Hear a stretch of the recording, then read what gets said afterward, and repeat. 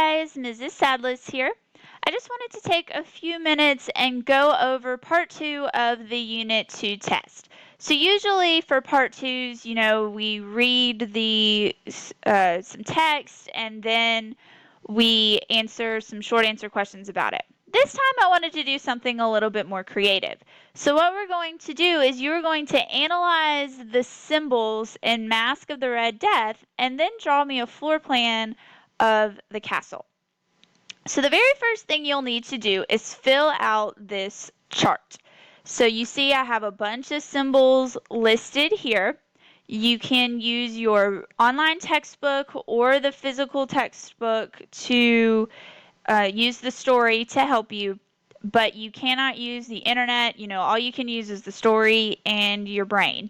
So you need to give me the description, so how these symbols are described in the text, and then tell me what they could be symbolizing or what could be the meaning of the way they are described. So the symbols that you'll need to go through are Prince Prospero, the courtiers, the building alignment, which means which way is it built? Is it built north-south, east-west, at a diagonal? Is it straight? That kind of thing. Then you'll need to give me the descriptions and meanings of rooms 1 through 7. The corridor, the hallway, tripods, braziers, torches, the clock, and the stranger/mummer.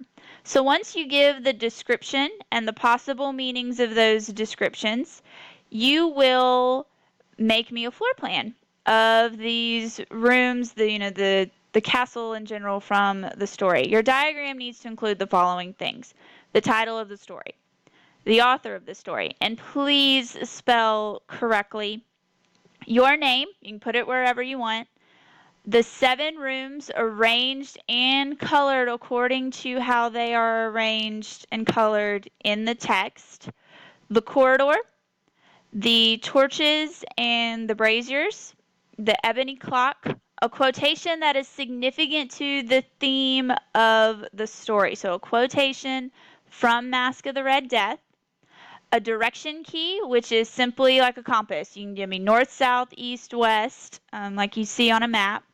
A map key. What are these things that you have drawn? If you choose to draw the rooms as, squares, then tell me that the squares mean the rooms. And then the windows and the doors. So I need a key with all of these. What are the rooms, the corridor, the torches, the clock? What are these symbols? And although there are a lot of ways to make this floor plan wrong, there's also a lot of ways to create it correctly. So if I had a class of 20 students, I should have, 20 unique ways of drawing this floor plan, and all 20 would be correct if the reading is done correctly. So use the text from the story to keep you on track.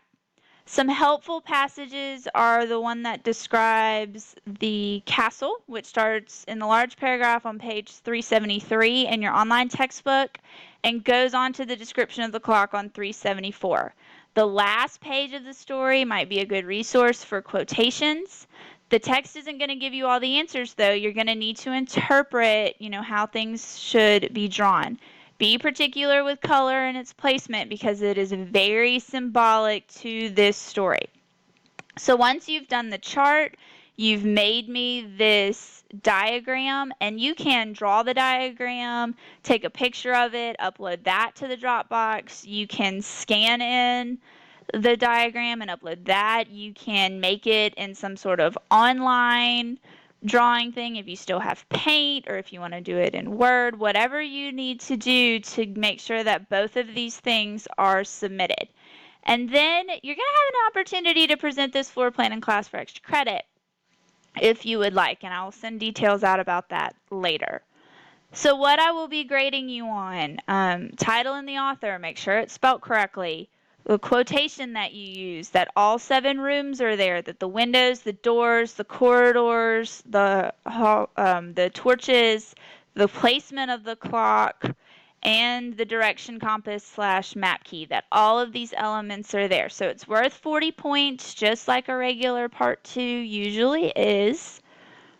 And then here are some examples if you kind of need that. There's some different ways, as you can see, to draw this out.